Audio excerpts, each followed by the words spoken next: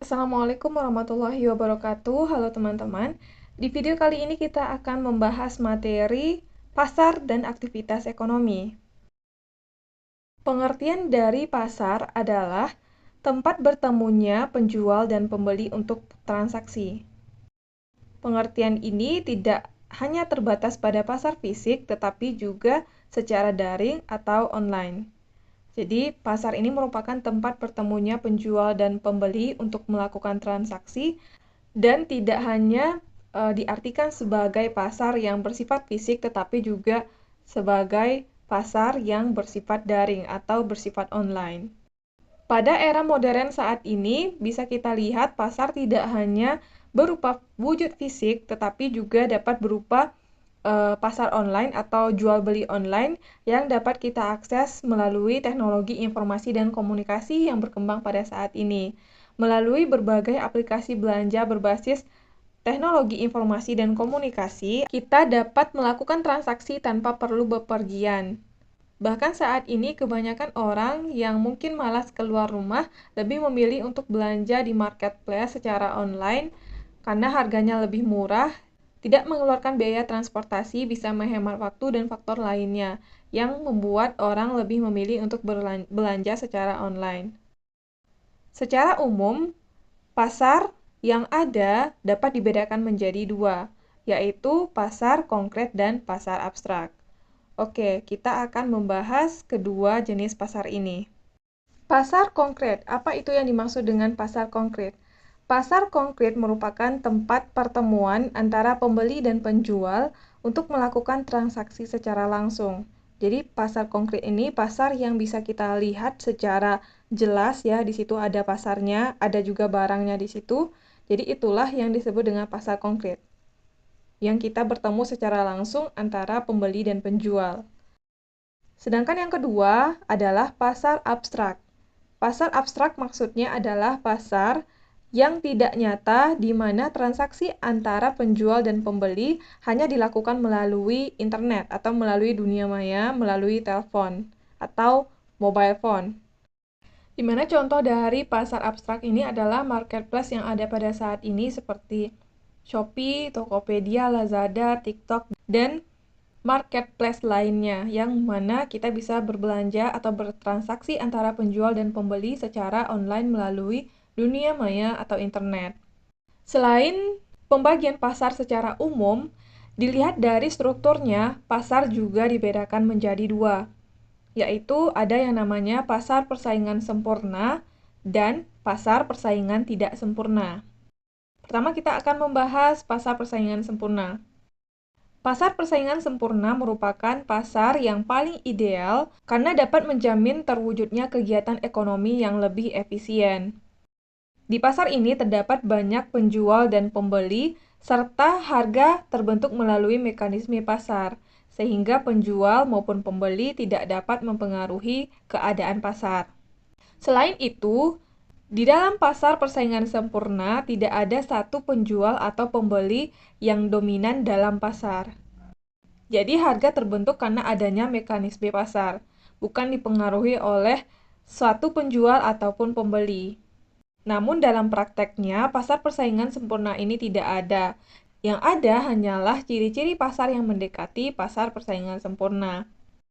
Contoh dari pasar persaingan sempurna adalah pasar beras, karena di pasar beras terdapat banyak pembeli dan juga terdapat banyak penjual, yang mana penjual dan pembeli mereka tidak dapat mempengaruhi harga, tidak dapat mempengaruhi keadaan pasar, dan tidak ada satu penjual atau pembeli yang dominan dalam pasar tersebut. Selanjutnya, dilihat dari strukturnya, pasar yang kedua adalah pasar persaingan tidak sempurna. Pasar persaingan tidak sempurna dibagi menjadi tiga, yaitu pasar monopoli, pasar monopolistik, dan oligopoli. Dan umumnya, di pasar persaingan tidak sempurna akan ada penjual atau pembeli yang dominan dan dapat mempengaruhi pasar.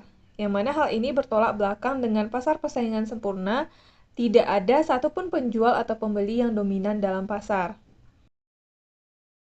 Selanjutnya kita akan membahas pembagian pasar persaingan tidak sempurna. Tadi kita sudah menyebutkan ada 3 pembagian dari pasar persaingan tidak sempurna.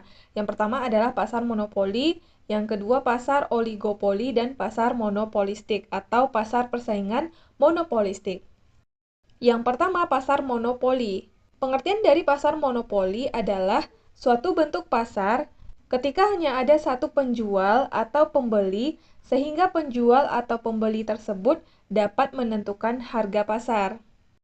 Jadi kalau pasar monopoli ini suatu bentuk pasar yang hanya ada satu penjual atau pembeli, sehingga penjual atau pembeli tersebut dapat menentukan harga pasar sesuai dengan namanya, monopoli, yang mana mono artinya adalah satu. Yang kedua, pasar oligopoli. Pasar oligopoli adalah suatu bentuk pasar ketika hanya ada beberapa penjual. Biasanya jumlah penjual ini kurang dari 10 penjual dengan jumlah pembeli yang banyak. Para penjual ini dapat bersepakat untuk menentukan harga bersama yang menguntungkan bagi mereka. Jadi kalau pasar oligopoli, suatu bentuk pasar yang ada beberapa penjual di pasar tersebut dan biasanya jumlahnya kurang dari 10 penjual dengan jumlah pembeli yang banyak. Para penjual ini kemudian bersepakat untuk menentukan harga bersama yang menguntungkan bagi mereka. Kemudian yang ketiga adalah pasar monopolistik atau pasar persaingan monopolistik. Pengertian dari pasar monopolistik adalah bentuk pasar yang terdapat banyak penjual dengan barang serupa tetapi terdiferensiasi atau memiliki perbedaan. Jadi walaupun barangnya itu serupa tetapi terdapat perbedaan di antara barang tersebut.